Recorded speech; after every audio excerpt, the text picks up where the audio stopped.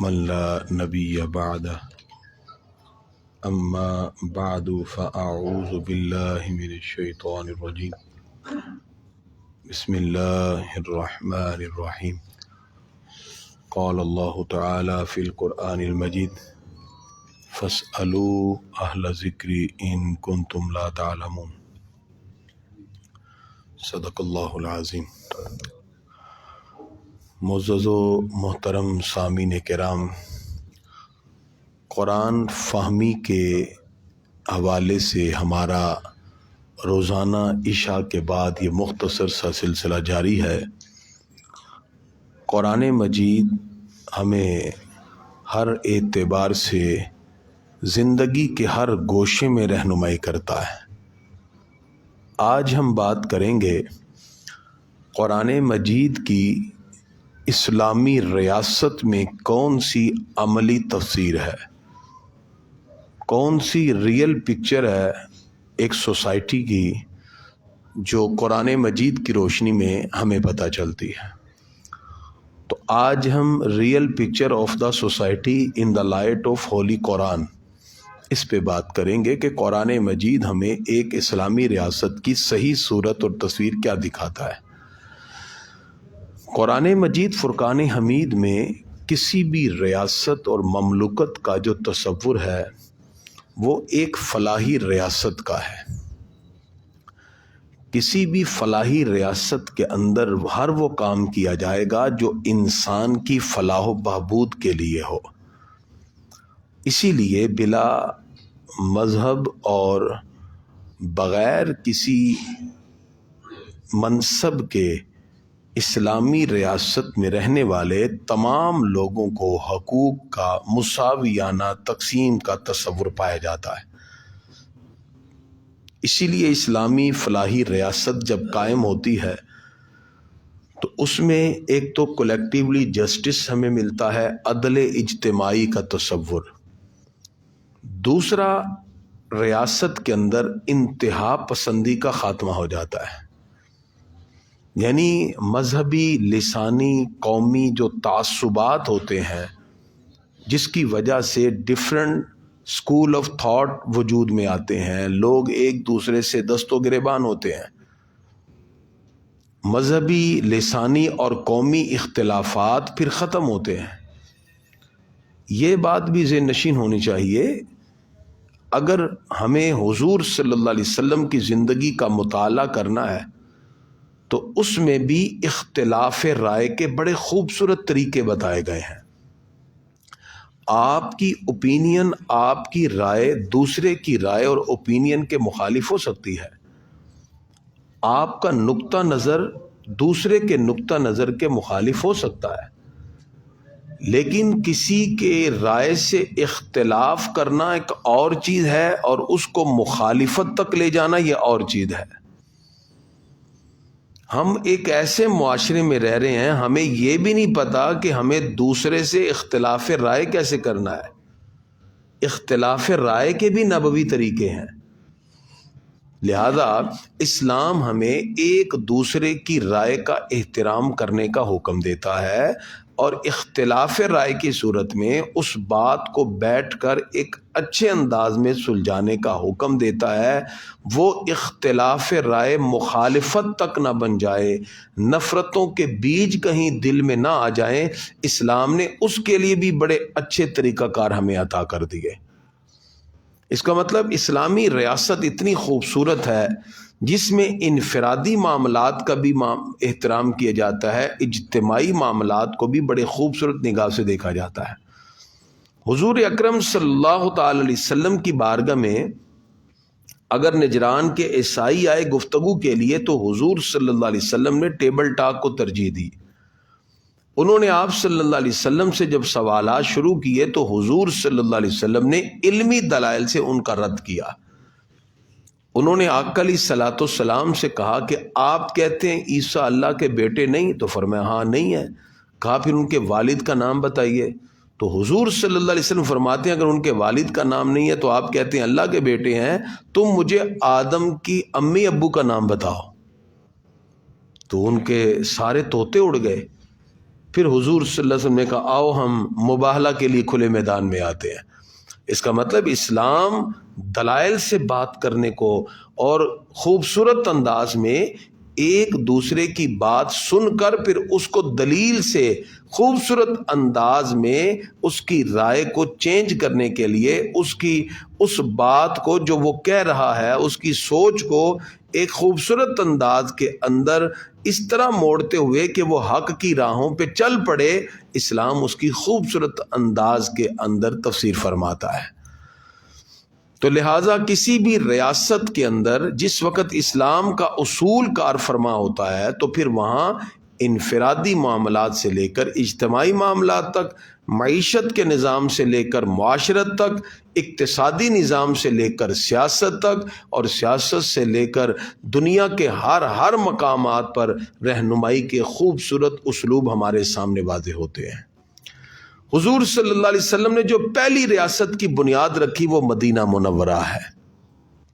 آپ صلی اللہ علیہ وسلم جب ہجرت کر کے مدینہ منورہ آئے تو آپ نے دوسرے مذاہب کے لوگوں کو بھی دیکھا تو آپ نے میثاق مدینہ کیا، جس کی وجہ سے غیر بھی حضور صلی اللہ علیہ وسلم کی حیثیت کو اپنے دل میں تسلیم کر لیتے ہیں۔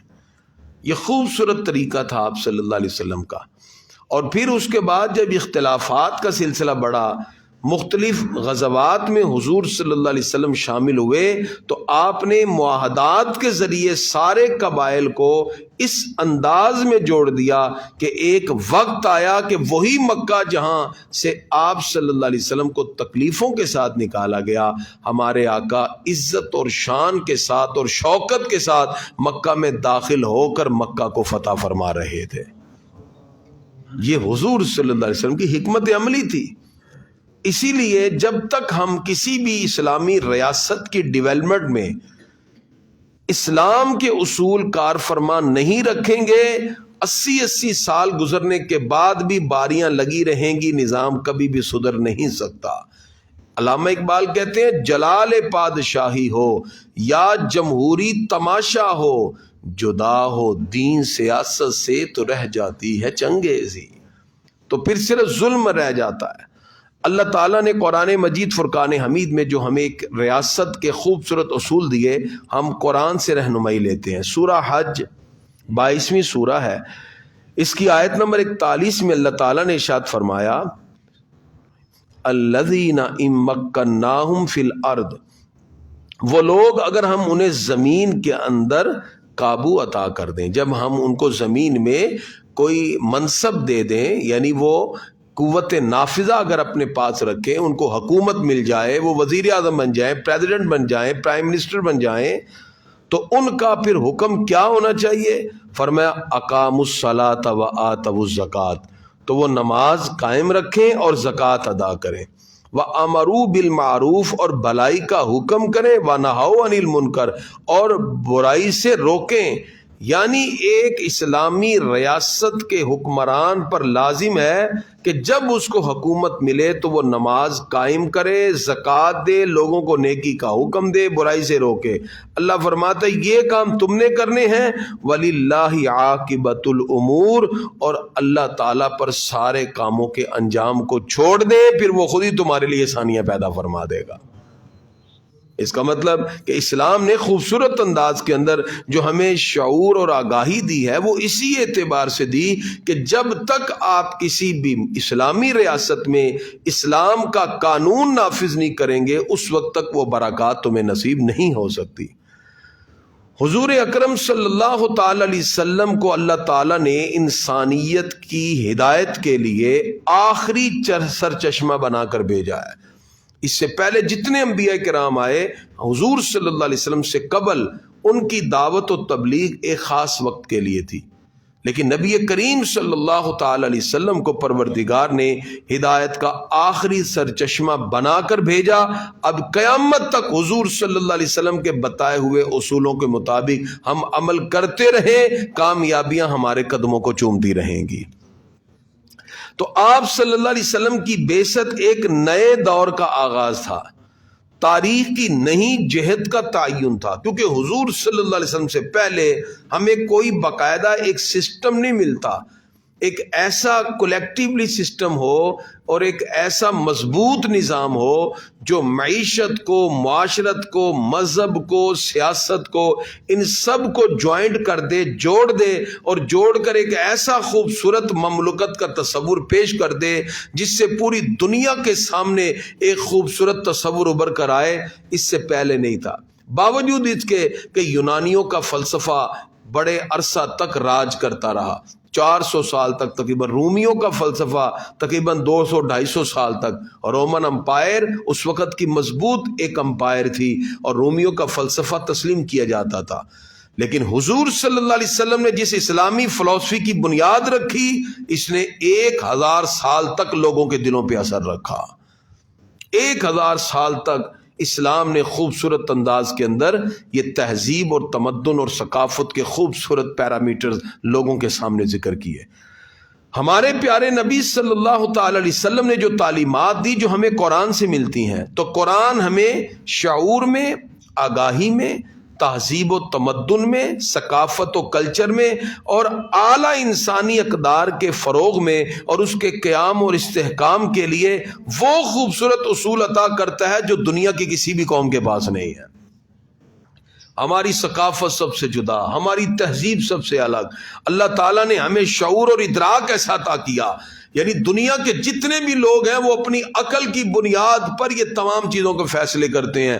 اللہ تعالیٰ نے مسلمانوں کو عقل سے اوپر والا درجہ، تعقل، پھر وجدان، پھر الہام، پھر اللہ تعالیٰ نے القاء، یہ ساری نعمتیں عطا کی جو بندہ مومن اپنے دل کو جتنا پاک کر کے اللہ کی بارگاہ میں حاضر ہوتا ہے، اللہ اس کے دل پر نورانیت کے اتنے ہی آثار کو نمایاں کر دیتا ہے۔ تو یہ قرآن مجید فرقان حمید سے جو ہمارا جڑنے کے لیے ہم یہ جو پروگرام کرتے ہیں، اس کا مقصد یہ ہے کہ آیات قرآنیہ کو جتنے خوبصورت انداز میں آپ پڑھیں گے، جتنا اچھے انداز میں سمجھیں گے، اس کی نورانیت آپ کے دل پہ اسی طرح نقش ہوتی جائے گی، اور پھر یہ وہ دل ہے جو مرکز ایمان ہے، یہاں سے جو نورانیت اور روحانیت پھر نکلتی ہے، اللہ تعالیٰ اس کی برکات سے آپ کے ظاہر باطن کو روشن و منور کر دیتا ہے۔ اس لیے خالق کائنات نے جو اس مقام پہ میں نے آیت کریمہ پڑھی، اس کے اندر بھی واضح کر دیا، اور اسلام نے جو ہمیں خوبصورت انداز کے اندر ایک تہذیب، ایک کلچر اور اس کے ساتھ ساتھ زندگی گزارنے کے جو اصول عطا کیے ہیں، اس میں اللہ تعالیٰ نے سورہ احزاب کے اندر بھی آیت نمبر 59 میں اس کا ذکر فرما دیا کہ کیا خوبصورت تصور ہے ایک تہذیب کا اور ثقافت کا۔ اسلام سے قبل لوگوں کو تن ڈھانپنے کا سلیقہ نہ تھا، اسلام نے ہمیں حیا کا خوبصورت تصور عطا فرما دیا، جینے کا سلیقہ دیا۔ اللہ تعالیٰ نے سورہ احزاب آیت نمبر 59 میں ارشاد فرمایا، یا ایھا النبی، اے نبی، قل لازواجک، آپ اپنی بیویوں سے کہیے، وبناتک، اور اپنی بیٹیوں اور صاحبزادیوں سے کہیے، وَنِسَاءِ الْمُؤْمِنِينَ، اور مسلمان عورتوں سے کہیے، یدنین علیہن من جلابیبہن، جب وہ اپنے گھروں سے نکلیں تو اپنے چادروں کا ایک حصہ اپنے منہ پہ ڈال لیا کریں۔ کیا خوبصورت تصور ہے، یعنی اسلام چاہتا ہی نہیں ہے کہ کسی معاشرے میں بے حیائی پھیلے۔ کیا حکم دیا؟ یدنین علیہن من جلابیبہن، چادروں کو مطلب برقع پہن لیں، نقاب کریں۔ کیوں؟ یا اللہ اس کی وجہ کیا ہے؟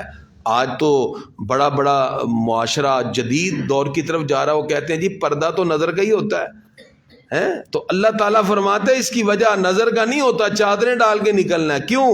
ذالک ادنیٰ ان یعرفن فلا یؤذین، فرمایا اس کی وجہ یہ ہے، یہ اس سے نزدیک تر ہے کہ ان کی پہچان ہو، اس لیے کہ اگر عورتوں کی پہچان ہو تو ان کو ستایا جائے گا، اور اگر وہ ستائے جانے سے بچنا چاہتی ہیں، اللہ فرماتا ہے پھر اپنے آپ کو پردے میں رکھیں، وَقَانَ اللَّهُ غَفُورًا رَحِيمًا، اللہ بخشنے والا اور مہربان ہے۔ اب دیکھیں کتنا پیارا یہ ثقافت ہے ہماری، یہ ہمارا کلچر ہے، یہ اسلامی تہذیب ہے جو خوبصورت انداز میں رب قدوس نے ذکر فرما دی اور واضح کر دیا کہ کسی بھی ملک میں رہتے ہوئے کسی بھی مقام پر آپ ہوں، لیکن آپ پر یہ لازم ہے کہ آپ نے ان اصولوں کو اپنانا ہے جو اللہ رب العزت نے آپ کو عطا کیے۔ ظاہری بات ہے جب نظر پاک ہوگی تو دل پاک ہوگا، جب دل پاک ہوگا تو رب کی جگہ ہوگی، جب رب کا نور ہوگا تو ایمان کی لذتیں بھی ملنے شروع ہو جائیں گی۔ جب نظر ہی نہ پاک ہو گئی، آج تنہائیاں پاک نہ رہیں تو روحانیت ختم ہوتی گئی۔ تو اس لیے اسلام نے ہمیں ثقافت اور تہذیب میں ایک خوبصورت تصور دیا۔ پھر اسلام ایک خوبصورت تصور ہمیں دیتا ہے معیشت کا، اکنومیکل ویلیوز کا، اقتصادی نظام کا۔ اس کی ڈیولپمنٹ کے لیے اللہ نے سورہ حشر آیت نمبر 7 میں ارشاد فرمایا ما افاء اللہ علی رسولہ من اہل القری، فرمایا جو غنیمت دلائی اللہ نے اپنے رسول کو شہر والوں سے، تو وہ کس کس کو ملے گی؟ فَلِلَّهِ وَلِلرَّسُولِ وَلِذِي الْقُرْبَى وَالْيَتَامَى وَالْمَسَاكِينِ، فرمایا وہ جو مال ملتا ہے جب غنیمت کا آیا تو پہلے اللہ کے لیے، پھر اللہ کے رسول کے لیے، پھر رشتہ داروں کے لیے، پھر یتیموں کے لیے، پھر مسکینوں کے لیے، وابنی سبیل اور مسافروں کے لیے۔ کئی لا یکون دولت، فرمایا یہ جو دولت ہے کئی لا یکون دولتم بین الاغنیاء منکم، فرمایا یہ اغنیاء کا مال نہ رہ جائے۔ وما آتاکم الرسول فخذوہ، جو تمہیں رسول اللہ صلی اللہ علیہ وسلم دیں اسے لے لو۔ وما نہاکم عنہ فانتہوا، جس سے رسول اللہ صلی اللہ علیہ وسلم منع کریں اس سے رک جاؤ۔ واتقوا اللہ، اور اللہ سے ڈرو۔ ان اللہ شدید العقاب، بے شک اللہ سخت عذاب دینے والا ہے۔ اس کا مطلب یہ ہے اللہ رب العزت یہ چاہتا ہی نہیں ہے کہ مال صرف غنیوں کے ہاتھ میں رہے، اغنیاء یعنی دولت مند۔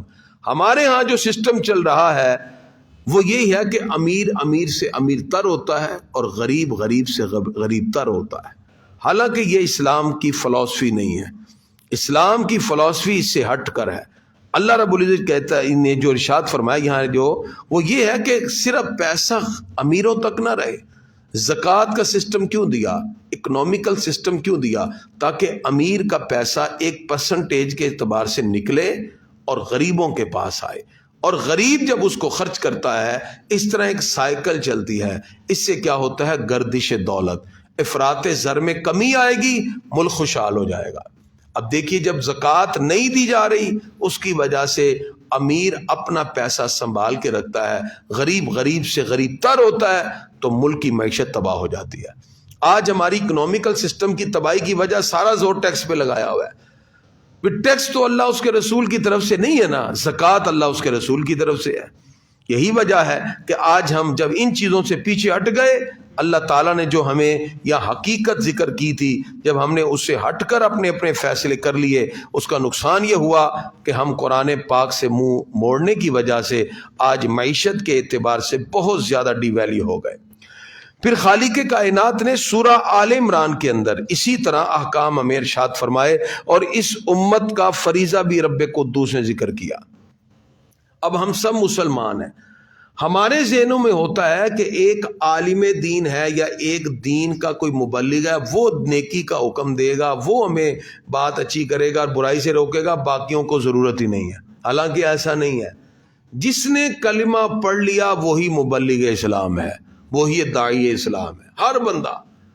اب اللہ تعالیٰ نے دیکھے سورہ آل عمران میں یہاں اس نیچرل فینونما کو آیت نمبر 110 میں ذکر کیا۔ پروردگار نے ارشاد فرمایا کنتم خیر امت اخرجت للناس، فرمایا تم سب سے بہترین امت ہو جتنی امتیں پہلے ظاہر کی گئیں۔ سب سے بہترین امت کا تاج اللہ نے اپنے محبوب کی امت پہ رکھا ہے۔ جیسے ہمارے آقا نبیوں میں سب سے اعلیٰ ہے، سرکار کی امت ساری امتوں میں سب سے اعلیٰ ہے۔ اچھا اس امت کا کام کیا ہے؟ فرمایا تأمرون بالمعروف، تم نیکیوں کا حکم دیتے ہو، وتنہون عن المنکر، اور برائی سے منع کرتے ہو، وتؤمنون باللہ، اور اللہ پر ایمان رکھتے ہو۔ یہ ہے اس امت کی وہ خوبصورتی جس کو اللہ رب العزت نے آیت نمبر 110 میں ذکر کی۔ اس سے پتہ کیا چلا کہ مسلمان ہونے کے ناطے ہر بندے پر یہ لازم قرار دے دیا گیا کہ وہ نیکی کا حکم دے، برائی سے روکے۔ یہی چیز اس کی خوبصورتی ہے، اور اسی چیز کو اللہ تعالیٰ نے قرآن مجید میں ذکر فرما دیا۔ اور ساتھ ہی یہ بھی ذہن میں رکھیے، معاشرے میں جب تک کچھ افراد نیکی کی دعوت دیتے رہیں گے یہ معاشرہ خود بخود اصلاح کی طرف آتا جائے گا، اور جس وقت یہ کام ختم ہوتے ہیں تو پھر معاشرہ برائی کی دلدل میں پھنس جاتا ہے۔ آج ہم جس معاشرے میں رہ رہے ہیں اس دور میں حقیقت کا پردہ اٹھانے والے لوگ ہی کم رہ گئے۔ گناہوں کی ایسی ہوا چلی کہ ہر بندہ ہی اس کی لپیٹ میں آیا ہوا ہے. یعنی اب گناہ کو بھی گناہ کہتے ہوئے لوگوں کو آر محسوس ہوتی ہے کہ یہ بھی گناہ ہے. مثلا کسی کی عزتوں کو اچھالنا، یہ لوگوں کے اندر ایک مشغلہ ہے، کسی کے نام کو بگاڑنا. حالانکہ قرآن میں ہم نے کل آپ کے سامنے رکھا، پروردگار نے فرمایا کہ وَلَا تَلْمِزُوا أَنفُسَكُمْ، کسی کو کسی بھی طرح تانا نہیں دینا، کسی کو کسی برے لقب سے پکارنا نہیں ہے. وَلَا تَنَابَزُوا بِالْأَلْقَابِ، برے نام نہ پکارو. ہمارے ہاں آج اس کو کہتے ہیں ہم انٹرٹین کر رہے ہیں، ایک دوسرے کی عزتوں کو اچھال کے کہا جاتا ہے جی ہم انٹرٹین کر رہے ہیں. وہ انٹرٹین ہی کیا جا رہا، وہ تو اپنی آخرت کو برباد کیا جا رہا ہے. کیونکہ جھوٹ بول کر کسی کو ہنسایا گیا، یوں سمجھیے اس کے لیے ہلاکت ہی ہلاکت ہے. حضور صلی اللہ علیہ وسلم نے فرمایا. اب یہاں ہم سب میں سے کچھ افراد کو یہ ڈیوٹی ضرور نبھانی چاہیے. آپ نماز کے لیے آئیں تو اپنے گرد نواز چلتے لوگوں کو بھی کہو آؤ یار نماز کے لیے چلیں. آپ کسی بھی کام میں کم از کم اپنے اہل خانہ کو ہی کہہ دیں کہ بھی آپ بھی نماز پڑھا کریں. آپ اہل خانہ کو ہی ترغیب دیں کہ ہم قرآن کی تلاوت کریں. ذہن میں رکھیے گا کچھ چیزیں ہوتی ہیں جو ہم نے اپنی اولاد کو وراثت میں دینی ہے. لوگ سمجھتے ہیں شاید وراثت پیسے کی ہوتی ہے، نہیں، وراثت آپ کے اخلاق کی بھی ہوتی ہے، وہ اچھے ہیں یا برے ہیں. مثلا کچھ چیزیں ہیں جو آپ نے اپنے بچوں کو اپنی زندگی سے دینی ہے. آپ اگر ان کے سامنے جھوٹ بول رہے ہیں تو وہ بھی جھوٹ بولیں گے. آپ ان کے سامنے نماز نہیں پڑھ رہے ہیں، وہ بھی نماز نہیں پڑھیں گے. یہ وہ وراثت ہے جو منتقل آپ کے، ٹھیک ہے. اور اگر آپ خود نماز بھی پڑھتے ہیں، سچائی کو اپناتے ہیں، یہ چیزیں آپ کی اولاد میں وراثتاً خود بخود منتقل ہوں گی. اور ہمارے آقا فرماتے ہیں اگر کوئی اپنی اولاد کو سب سے اچھا تحفہ دینا چاہتا ہے تو سب سے بہترین تحفہ یہ ہے کہ ان کی اچھی تربیت کر دی جائے. ان کی تربیت کے لیے آپ کو رول ماڈل بننا ہوگا. اس لیے اللہ تعالیٰ نے فرمایا آیت نمبر 104 آل عمران میں وَلْتَكُمْ مِنْكُمْ أُمَّةٌ يَدْعُونَ إِلَى الْخَيْرِ، فرمایا تم میں سے ایک گروہ ایسا ہونا چاہیے جو نیکی کی طرف بلائے. وَيَأْمُرُونَ بِالْمَعْرُوفِ، وہ نیکی کا حکم دے. وَيَنْهَوْنَ عَنِ الْمُنْكَرِ، اور برائی سے روکے. وَأُولَٰئِكَ هُمُ الْمُفْلِحُونَ، اور یہی لوگ مراد کو پہنچنے والے ہیں، یہی فلاح کو پہنچنے والے ہیں. تو قرآن مجید فرقان حمید کی چند آیات سے ہم نے آپ کے سامنے اسلامی ریاست میں رہنے والے لوگوں کی کچھ ذمہ داریاں بتائی ہیں، جس میں ہم سب کو انفرادی طور پر اپنی اپنی ذمہ داری پوری کرنا ہوگی. جو صاحب اقتدار ہیں ان کو اپنے طور پر اپنی ذمہ داری پوری کرنا ہوگی. اگر ہر بندہ اپنی ذمہ داریاں یوں پوری کرے تو معاشرہ جنت کی نظیر بن جائے گا. وگرنہ حال یہ ہوگا کہ ہر شاخ پہ الو بیٹھا ہے، انجام گلستان کیا ہوگا. پھر ہر بندہ ایک دوسروں کی عزتوں کو اچھالتا نظر آتا ہے. اس لیے آج ہم نے قرآن سے اور اس کی آیات سے یہ سمجھا کہ ہم ہر مسلمان اپنی اپنی ذمہ داری پوری کر کے نیکی کی بات آگے پہنچاتا جائے. لے جی، کل ہم نے نماز کے واجبات 4 بتائے تھے. آپ ایسے ہے جی. پہلا واجب ہم نے بتایا تھا جی اللہ اکبر کہنا، لفظ اللہ اکبر. اگر کوئی اللہ اکبر کی بجائے کہتا ہے اللہ الکبیر، اللہ اجل، تو اب اس نے واجب چھوڑ دیا.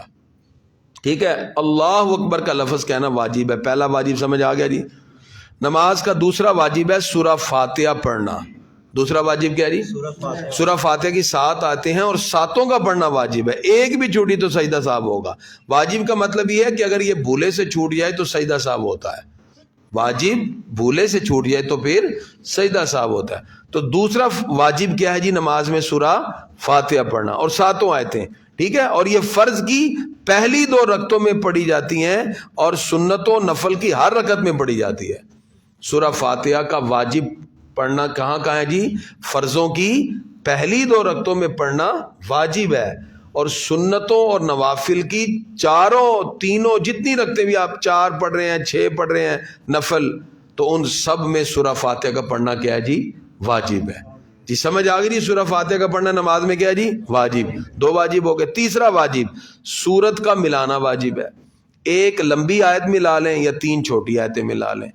ٹھیک ہے، یا ایھا الذین آمنوا اتقوا اللہ حق تقاتہ ولا تموتن الا وانتم مسلمون، یہ آپ نے ایک آیت پڑھ لی. یا چھوٹی آیتیں انا اعطیناک الکوثر فصلی لربک وانحر ان شانئک ھو الابتر، 3 چھوٹی ملا لیں. ٹھیک ہے، تو یہ بھی واجب. کتنے واجب ہو گئے جی؟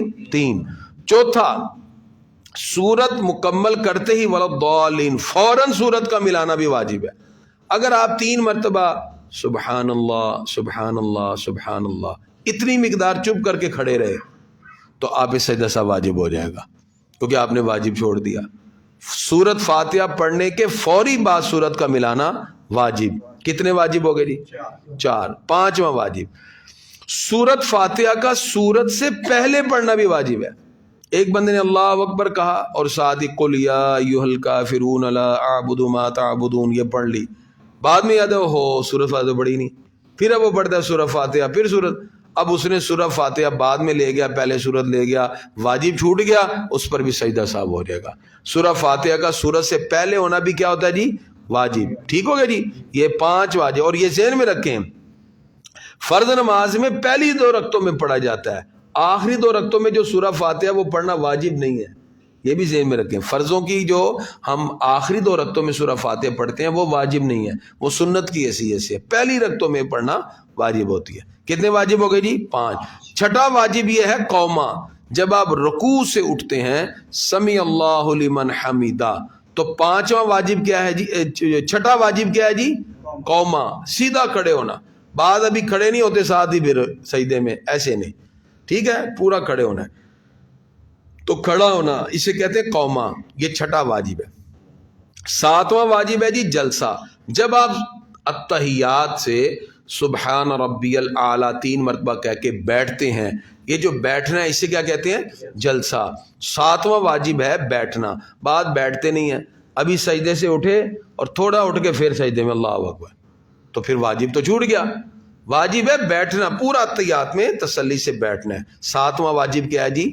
جلسہ. 8واں واجب ہے جی تعدیل ارکان، ہر رکن کو کم از کم سبحان اللہ کی مقدار ٹھہرنا، یہ بھی واجب ہے. 8واں واجب کیا ہے؟ ہر رکن کو ٹھہر ٹھہر کے ادا کرنا. مثلا دیکھیں سبحان اللہ اتنی دیر کم از کم ٹھہرنا ہے. مثلا ایک بندہ سمی اللہ لمن حمیدہ ربنا لک الحمد اللہ اکبر، اس کا تو وہ ٹھہرنا تو پایا نہیں گیا، ٹھیک ہے. یا اس نے کہا سبحان ربی الاعلیٰ سبحان ربی الاعلیٰ سبحان ربی الاعلیٰ اللہ اکبر سبحان ربی، تو وہ تو جو بیٹھنا تھا وہ تو ٹھہرا نہیں گیا. ہر رکن میں کم از کم کتنی مقدار ٹھہرنا جی؟ سبحان اللہ، اتنی مقدار ٹھہرنا ضروری ہے. اگر اس نے نہیں ٹھہرا، اطمینان سے رکوع سجود قوما وغیرہ ادا نہیں کیا تو اس نے واجب چھوڑ دیا. نماز کا 8واں واجب کیا ہے جی؟ اطمینان کے ساتھ ہر رکن کو ادا کرنا. اطمینان کا مطلب کیا ہے؟ ہر رکن میں کتنی دیر ٹھہرنا ضروری ہے؟ سبحان اللہ کی مقدار. کتنے ہو گئے جی؟ 8. 9واں جو واجب ہے وہ ہے پہلی التحیات میں تشہد کی مقدار بیٹھنا، جسے کہتے ہیں قعدہ اولا. پہلی التحیات، ٹھیک ہے، 2 رکعت والی نماز ہو یا 3 والی، مغرب کی 3 ہے، تو پہلی التحیات میں مقدار تشہد بیٹھنا کیا جی؟ واجب. سمجھ آ گئی جی؟ اچھا، یہ جو ہم نے پڑھا تھا کہ آخری التحیات میں بیٹھنا فرض ہے، بیٹھنا فرض ہے، اس میں تشہد التحیات کا پڑھنا واجب ہے. پہلے قعدے میں بھی دوسرے میں بھی، دونوں میں التحیات کو پڑھنا کیا ہے جی؟ واجب ہے. ٹھیک ہو گیا جی؟ تو یہ ہو گئے ٹوٹل 9. 10واں جو ہے دونوں میں تشہد کا پڑھنا واجب ہے، ٹھیک ہے نا. 9واں واجب ہے قعدہ اولا پہلی التحیات، اور 10واں واجب کیا ہے؟ دونوں میں تشہد کا پڑھنا. ٹوٹل کتنے ہو گئے؟ 10 واجب. 11واں اونچی قرات والی نمازوں میں اونچی قرات کرنا واجب ہے. مثلا فجر، مغرب، عشاء، جمعہ، عیدین، تراویح، رمضان کے وتر، یہ 7 نمازیں ہو گئی. پھر ریپیٹ کروں جی، فجر، مغرب، عشاء، جمعہ، عیدیں، تراویح اور رمضان کے وتر، ان میں اونچی آواز سے قرات کرنا واجب ہے. اور جن میں آہستہ پڑھی جاتی ہے وہ کون سی ہیں؟ ظہر اور عصر، اس میں آہستہ آواز سے قرات کرنا واجب ہے. یہ ہو گئے جی 11 واجب. کتنے ہو گئے جی؟ 11 واجب. 12واں واجب یہ ہے کہ دونوں سجدوں کو ملا کے کرنا. مثلا ایک سجدہ کیا بھول گئے، اٹھ کے تو یاد ہے وہ سجدہ تو ایک ہی ہے، تو اگلی رکعت میں 3 کر لیں گے یا آخر میں 3 کریں گے اور سجدہ صاف کرنا پڑے گا. آپ نے چونکہ دونوں سجدوں کو جدا جدا کر کے کیا ہے, آپ نے واجب چھوڑ دیا, تو واجب چھوڑا تو سجدہ صاف واجب ہو گیا. ٹھیک ہو گیا جی. بعد میں جا کے آپ نے پھر اگلی رکعت میں پورے کرنے ہیں, 3 کر لیے اینڈ پہ پورے کرنے ہیں, تو آپ نے واجب چھوڑ دیا. تو 12واں واجب کیا ہے جی؟ دونوں سجدوں کو ملا کے کرنا. 13واں واجب یہ ہے کہ آپ جس وقت اتحیات میں بیٹھیں گے پہلی تشہد میں, تو عبدہ و رسولہ سے آگے نہیں پڑھنا. ٹھیک ہے, یعنی 4 رکعت والی نماز ہے تو 2 کے بعد آپ بیٹھ گئے, پہلی اتحیات میں جب بیٹھے ہیں تو اتحیات کتنی پڑھنی ہے؟ عبدہ و رسولہ, اللہ اکبر, کھڑے ہو جانا ہے. اور اگر آپ عبدہ و رسولہ سے آگے پڑھ لیتے ہیں اللہم صلی علی محمد, فوراً یاد آ گیا, اب آپ پہ سجدہ واجب ہو گیا. اگر ابھی آپ نے پڑھا صرف اللہم, یاد آیا پھر نہیں سجدہ سا واجب, صلی ہے پھر بھی نہیں واجب, علی محمد پہ پہنچ گیا اب آپ پہ سجدہ واجب ہو جائے گا, کیونکہ آپ نے 3 کلمات آگے پڑھ لی ہے. ٹھیک ہے نا. تو جب آپ پہلی اتحیات میں بیٹھتے ہیں تو اتحیات کتنی پڑھنی ہے جی؟ عبدہ و رسولہ تک. اگر آگے پڑھ لیں گے بھول کر تو آپ بعد میں کھڑے ہو کے اپنی رکعتیں پوری کریں گے, آخر میں سجدہ صاف کریں گے, آپ نے واجب چھوڑ دیا. اگر نماز میں سجدہ تلاوت والی آیت تلاوت کی جائے تو بھی سجدہ کرنا ہوتا ہے واجب. یہ ہو گئے ہیں 14 واجب. کتنے ہو گئے جی؟ 14. 15واں واجب یہ ہے کہ اگر آپ پہ سجدہ صاحب واجب ہو گیا کسی بھی جگہ, تو اب سجدہ صاحب کرنا بھی واجب ہے. مثلا سورہ فاتحہ چھوٹ گئی, سورت ملانا چھوڑ گئے, جہاں سجدہ صاحب واجب ہے, اگر آپ نے وہ نہیں کیا, سلام پھیر دیا, بعد میں یاد آیا کافی دیر بعد, تو اب آپ واجب چھوڑ کے نماز پڑھ چکے ہیں, دوبارہ پڑھنی پڑے گی, کیونکہ سجدہ صاحب واجب ہو جائے تو اس کا کرنا بھی کیا ہوتا ہے؟ واجب. یہ آپ کے ہو گئے جی 15 واجب. 16واں واجب ہے جب نماز پوری ہو تو السلام علیکم ورحمۃ اللہ سے نکلنا. ٹھیک ہے, یہ ہے 16واں واجب. 17واں واجب یہ ہے کہ جب وطر پڑھیں گے تو اس میں قنوت کے لیے تکبیر کہنا اللہ اکبر اور دعائے قنوت کا پڑھنا. ٹھیک ہو گیا. تو اگر آپ نے دعائے قنوت نہیں پڑھی, بھول گئے, ٹھیک ہے, سورت فاتحہ سورت ملا کے رکوع میں چلے گئے, بعد میں آیا تھا ہوئے تھے وطر سی, دعائے قنوت تو رہ گئی, تو آپ واجب چھوڑ چکے ہیں, آخر میں سجدہ صاف کرنا پڑے گا. تو دعائے قنوت کا پڑھنا بھی وطر میں کیا ہے؟ واجب, تکبیر اور دعا. اور 18واں واجب ہے جب آپ عید کی نماز پڑھیں تو 6 زائد تکبیروں کو پڑھیں گے. یہ ہے آپ کے 18 واجبات جو نماز کے ہم نے آپ کے سامنے ذکر کر دیے. امید ہے کہ آپ کو یہ تمام چیزیں سمجھ آ چکی ہوں گی.